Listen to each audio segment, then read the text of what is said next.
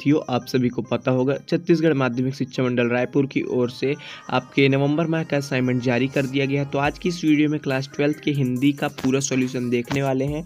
आपको पूरा 20 में 20 नंबर अच्छे से मिल जाएगा, एक भी नंबर आपको कहीं भी नहीं कटते हुए दिखाई देगा। ठीक है, चलिए इस वीडियो को शुरू करते हैं। हम आपको बताना चाहेंगे उसके पहले कि इंग्लिश का सॉल्यूशन हमारे चैनल पे आ चुका है और कुछ ही समय में आप चाहे साइंस स्ट्रीम के, कॉमर्स या फिर आर्ट, प्रत्येक सब्जेक्ट का आपको सॉल्यूशन हमारे चैनल एजुकेशन फैक्ट पे देखने को मिल जाएगा। फिलहाल इस वीडियो में चलिए आगे बढ़ते हैं और देखते हैं कि क्या क्या प्रश्न पूछे गए हैं हिंदी में। प्रश्न क्रमांक 1 में आपसे पूछा गया है, निम्नलिखित अपठित गद्यांश को पढ़कर पूछे गए प्रश्न के उत्तर लिखिए। सबसे पहले आपको ये इतना बड़ा पद्यांश दिया गया है, इसको पढ़ना है और नीचे प्रश्न दिए गए उसका उत्तर लिखना है। तो देखिए यहाँ पास पहला प्रश्न है, गद्यांश का उपयुक्त शीर्षक दीजिए। आपको उपयुक्त शीर्षक इसका देना है। ठीक है, तो इसका उपयुक्त शीर्षक हो जाएगा, हम आपको बता देते हैं, पहली चाय। ठीक है, आप देख लीजिए, इसका उपयुक्त शीर्षक हो जाएगा पहली चाय। ये आपको दिख रहा होगा, ये आपको अच्छे से लिख देना है। आप जब पूरा पढ़ेंगे वो गद्यांश तो आपको समझ में आ जाएगा कि किस बारे में वो पूरा गद्यांश है और उसका शीर्षक क्या होना चाहिए। अब चलते हैं प्रश्न क्रमांक 2 में। प्रश्न क्रमांक 2 यहाँ पास बोल रहा है, देखिए, पहली बार किए जाने वाले किसी भी काम में किस बात की संभावना होती है। तो चलिए देख लेते हैं कि पहली बार जब कोई भी व्यक्ति कोई भी काम करता है तो किस बात की होने की संभावना होती है। तो यहाँ देखिए आपको लिख देना है, ये पूरा पैराग्राफ से ही आपको उत्तर दिखाया जा रहा है क्योंकि आपको गद्यांश को पढ़ना है और उसी में से उत्तर लिखना है, ना कि अपने से। ठीक है ना, तो उसी में से आप देखेंगे ये कहीं ना कहीं आपको उसमें मिल जाएगा। तो इसका उत्तर हो जाएगा, पहली बार किए जाने वाले किसी भी काम में खतरे का सामना करना पड़ सकता है, अर्थात पहली बार किए जाने पर उसके बिगड़ने का भय हो सकता है, स्वयं या दूसरों पर भी खतरा पहुंचना स्वाभाविक है। ठीक है, आप यहाँ से भी लिख सकते हैं, देखिए यहाँ से यहाँ तक, लेकिन आपको पूरा नंबर अच्छे से चाहिए तो आप पूरा इसका लिख दीजिए। ठीक है ना, कहाँ से कहाँ तक, पहली बार से लेकर के स्वाभाविक है तक पूरा अच्छे से लिख दीजिए, आपको पूरा नंबर मिल जाएगा। ठीक है, ये हो गया खा नंबर। अब देखते हैं गा नंबर। तो यहाँ पास देखिए आपको गा नंबर भी दिख रहा होगा कि क्या पूछा गया है। गा नंबर में पूछा गया है, लेखिका के अनुसार कौन सी स्मृति। 400 जी हाँ, इस नंबर को याद कर लीजिए क्योंकि आपका कोई भी सवाल हो, चाहे मैथ, फिजिक्स, केमिस्ट्री, बायोलॉजी का, आपको उसका वीडियो सॉल्यूशन आपके नंबर पे मिलने वाला। बस अपने मोबाइल में डाउट नट का 8400 वाला नंबर सेव कर और चैट ओपन कर लीजिए। फिर जो भी आपका डाउट हो या फिर सवाल हो उसका फ़ोटो खींच लीजिए यहाँ पास और फिर उसे क्रॉप कीजिए। आपको 5 सेकंड में उसका वीडियो सॉल्यूशन मिल जाएगा। क्लास 6 से 12, IIT, नीट, CBSE बोर्ड या और किसी बोर्ड के लिए, सभी के लिए है। तो देर किस बात की, अभी जाइए और 8400 नंबर पे अपने सभी डाउट क्लियर करके उन डाउट को आउट करिए। लिंक डिस्क्रिप्शन में है। आनंदप्रद है। ठीक है, यह है प्रश्न। देखिए, लेखक के अनुसार कौन सी स्मृति आनंदप्रद है। तो चलिए इसका उत्तर आपको बता देते कि कौन सी स्मृति यहाँ पास आनंदप्रद है।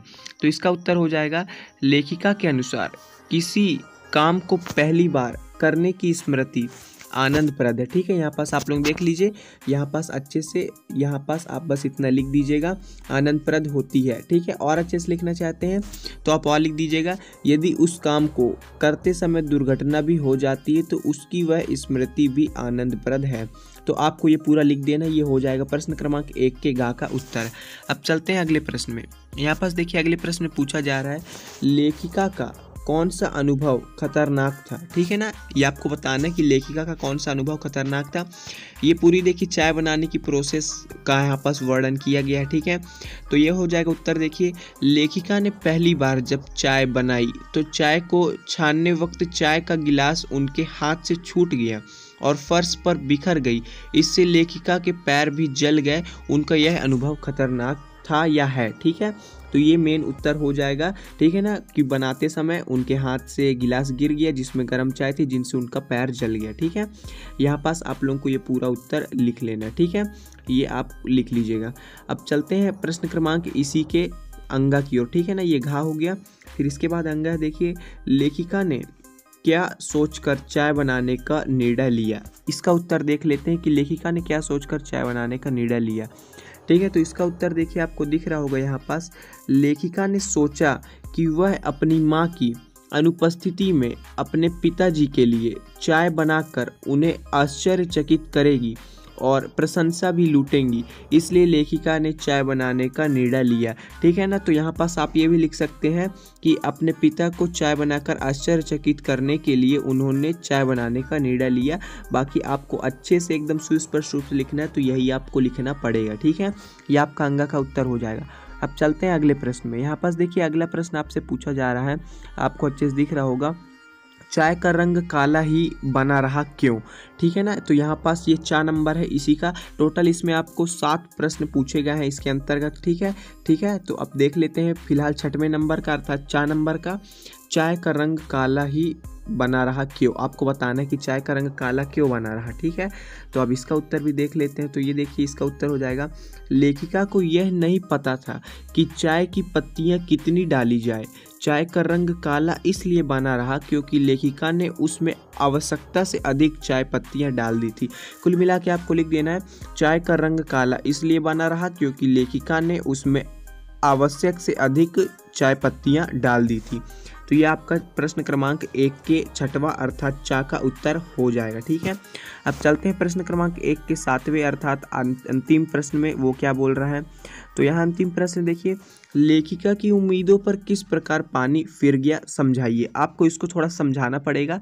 तो चलिए इसका उत्तर भी आपको हम अच्छे से दिखा देते हैं। ये आपका 6 नंबर का है। ठीक है। तो यहाँ पास देखिए दिख रहा होगा, लेखिका ने सोचा था कि वह चाय बनाकर अपने पिताजी को आश्चर्यचकित करेंगी और प्रशंसा लूटेंगी, पर ऐसा कुछ भी नहीं हुआ।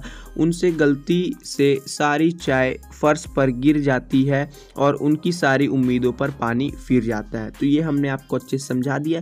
यहाँ से आपका प्रश्न क्रमांक 1 पूरा समाप्त होता है, जिसके अंतर्गत 7 प्रश्न आते थे। अब यहाँ प्रश्न क्रमांक 2 में चलते हैं। आपको यहाँ पास काव्यांश दिया गया है जो कि 12 नंबर का है। ठीक है ना, 12 नंबर का है। देखिए तो देख लेते हैं कि इसमें क्या क्या प्रश्न पूछे गए। पहला प्रश्न है, कवि यह क्यों कहता है कि अच्छा होता दुख ना कभी होता। ये 1 नंबर के लिए। चलिए देख लेते हैं कि यहाँ पास क्या बोला जा रहा है। ठीक है, अच्छे से आपको यहाँ पास दिखा देते हैं। ये देखिए जो 12 अंक का बोला गया है, ये आपका प्रश्न क्रमांक 1 रहा शायद। ठीक है ना, प्रश्न क्रमांक 1 रहा 12 अंक का। यहाँ पास तो सिर्फ 4 अंक का ही दिख रहा है। प्रश्न क्रमांक 2 4 प्रश्न आ रहे हैं 1-1 नंबर के। फिलहाल चलिए अब चलते हैं, कवि यह क्यों कहता है कि अच्छा होता दुख ना कभी होता। इसका उत्तर अच्छे से देख लेते हैं। चैनल को जरूर सब्सक्राइब कर लीजिएगा। चलिए अब देखते हैं। तो ये हो जाएगा उत्तर। देखिए कवि कहते हैं कि अच्छा होता दुख न कभी होता क्योंकि वह सबको प्रफुल्लित देखना चाहते हैं। ठीक है, ये भी आप लिख सकते हैं बस इतने, क्योंकि 1 नंबर का है और पूरा अच्छे से लिखना है। तो वह किसी को रोता हुआ नहीं देखना चाहते, वह सबके अंदर उमंग और उत्साह की भावना देखना चाहता है। आपको ये पूरा लिख देना है। ठीक है ना, ये हो जाएगा प्रश्न क्रमांक 2 का नंबर का उत्तर, जिसके लिए आपको 1 नंबर मिलेगा। अब अगले प्रश्न की ओर चलते हैं। तो यहाँ पास पूछा गया है, हर जगह सुख होने पर घर घर में क्या होता।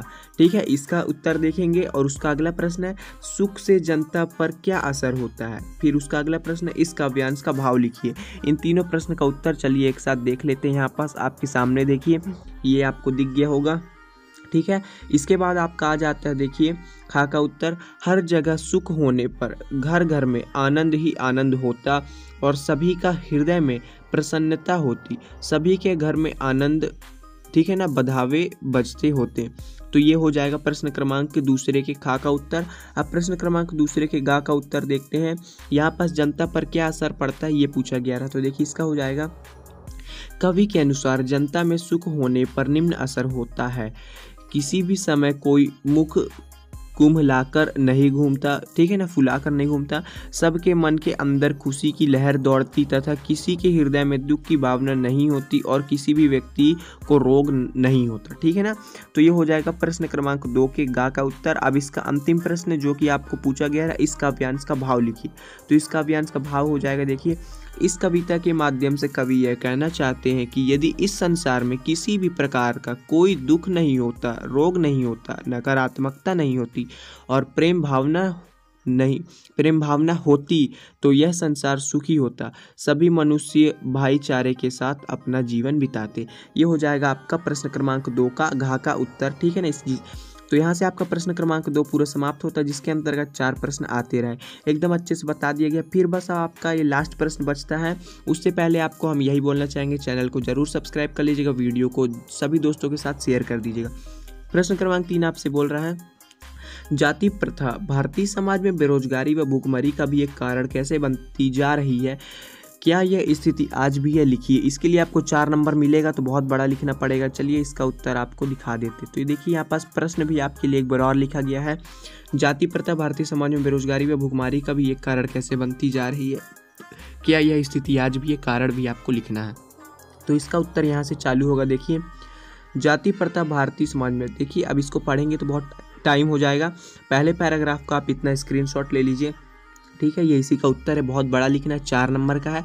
आप पहले इतना स्क्रीनशॉट ले लीजिए और पूरा लिख दीजिए, फिर उसके बाद बस आप इतने का स्क्रीनशॉट ले लीजिए, ठीक है। बस आप इतने का और स्क्रीनशॉट ले लीजिए। पहले में आप यहाँ तक का लिए रहे, उसके बाद आपको यहाँ से ले लेना है, ठीक है, यहाँ से। और आप इसका एक साथ लेना चाहे तो एक साथ भी हो जाएगा। देखिए कितना, आपको इतने का स्क्रीनशॉट ले लेना है, ठीक है, बस इतने का, ठीक है।